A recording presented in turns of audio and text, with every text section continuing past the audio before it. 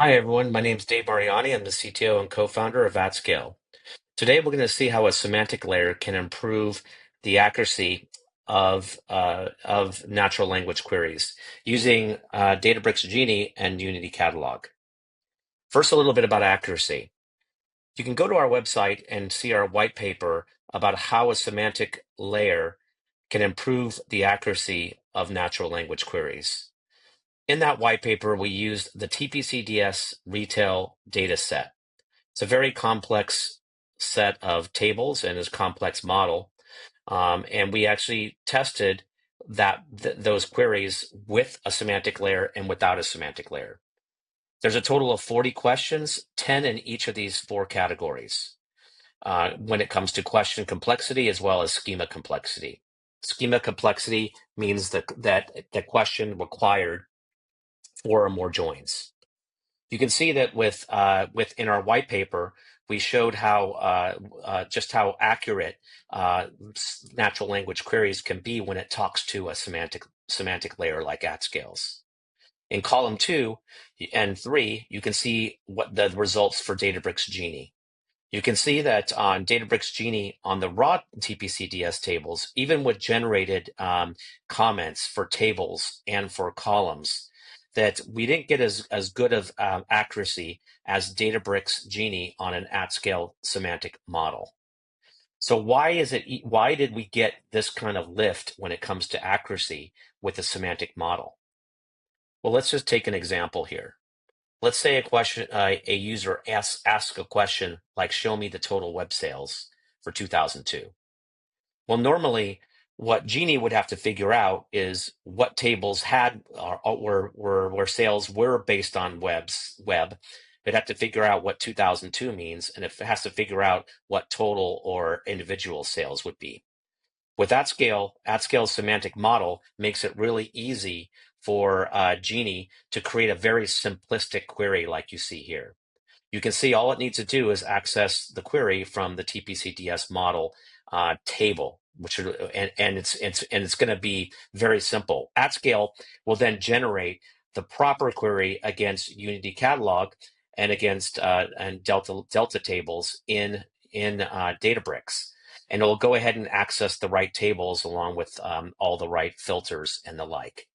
So essentially, what the AtScale semantic model and semantic engine has made the job really easy for Genie, because Genie doesn't have to understand relationships or joins, and it doesn't have to understand or how to compute individual metric, even though that's obviously a very simple metric. So let's go see this in action. I'm going to go to Design Center. I have a model here called Internet Sales, which you see on the canvas. This model this is the visual view, and you can build it visually. But behind all this is SML. SML is our open source modeling language. It stands for Semantic Modeling Language. And you can see that this particular model is made up of relationships and dimensions and metrics, what have you.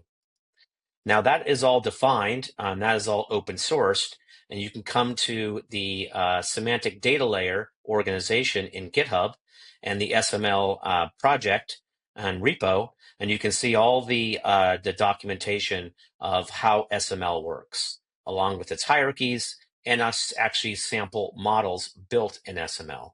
We're looking at the internet sales model right now. Okay, well, let's go ahead and build a brand new model. And I'm going to build a brand new model using AtScale's automated modeler. So I'm going to go to my Unity catalog data. So I'm connected to Databricks right here, and I'm connected to a Databricks cluster. And what I'm going to do is I'm going to go ahead and create a model from this fact internet sales table. And all I'm going to do is say generate new model. Okay, I generated my new model. Now you see it, that it created the model on fact internet sales. And it also related all the common dimensions, including customer, product, order, and a full date hierarchy, including retail 445. So it reused all of those relationships and made that model, as you can see in the code that it generated. It actually generated all that code for the users. Okay, so let's go ahead and name that. I want to name it new model. Let's name it Genie model. And I'm going to make it easy for Unity Catalog by calling it Genie model. Now, all I need to do is to deploy that model. Once I deploy this model, I'm going to call the catalog AtScale and go ahead and hit the deploy button. That's going to make it available not just to Databricks Genie, but any BI tool, including Excel, Power BI, Tableau, anything that can talk SQL, MDX, DAX, or Python, or REST for that matter.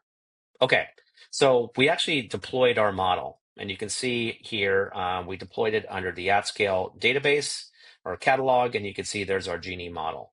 Now let's go to our Databricks console. So what we did is that we actually set up a connection to AtScale just by going into the External Data Connections tab, and we actually created a catalog reference using our Postgres interface. So here's the reference to the AtScale server that I'm talking to. So, so what's that look like then? Well, if I go ahead and open this up and I hit the refresh button here, there's our AtScale database that we just deployed.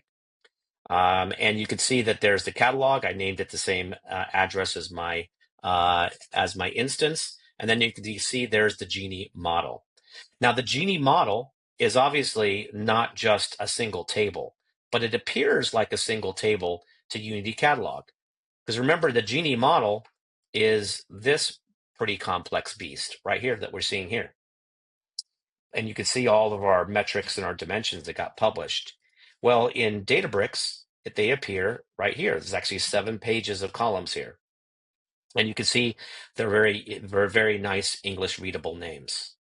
So now what I can do is I can create a Genie workspace from that. So let's go ahead and create a workspace by going to my Genie tab. And I'm going to call it Genie Store Workspace. And all I need to do is add a table. And in that table, I'm going to pick the Genie model. So I don't have to add any other tables because that's all I need to do. And now I'm actually ready to ask some questions. So let's ask a question. Let's say, show me sales by order year. Now we'll use that order hierarchy and product for California. Okay, and just like that, I'll go ahead and ask it of Genie. So now what Genie is doing is it's talking to that Unity catalog table called Genie Store, and it's coming up with a very simple query to be able to answer that question. So there you go. There's my order year. So it chose the right date. It's because I said order. It chose the product name. It chose total sales, which is the right metric. If I look at the code, you can see it's very simple code here. And you can see that, again, it accessed that single table. We made it really easy. Well, this doesn't just work in Genie to ask natural language questions. I can also make it work if I go to my Databricks console. And I can run it. I can run and explore my queries in my SQL editor. And if I do that and I run this, I can also build dashboards using Genie or using Databricks console. So there's my data. I can go ahead and create a dashboard of that just in a single click. Databricks makes this really easy. And there it is. I can go ahead and add a chart on it. And now let's do the total sales by product. And now I have a very quick dashboard with doing little to no work. Now, of course, this all works in natural language query, but remember, this also works for your BI tools. So for Power BI, for example, I can go ahead and connect to Power BI, and I can connect live using DAX and access that same semantic model that I just built, connecting with a live connection. So there's no reason for your users to have to get a separate connection to Databricks. We're now serving this all through the semantic model. So there's the AtScale database. Here's that Genie model that we just created. And just like that, I'm connecting to it, and I can create live queries using Power BI. Okay, so you can see we have a live connection. Look at all the metrics we have to play with here. I'll go ahead and do average sales, and we'll do average sales by my geography.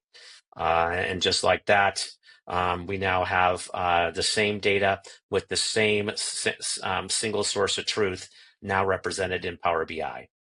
In Power BI, I didn't have to build any model in Power BI to get started because the model has already been inherited from the AtScale model. So there's that model we just built in one click.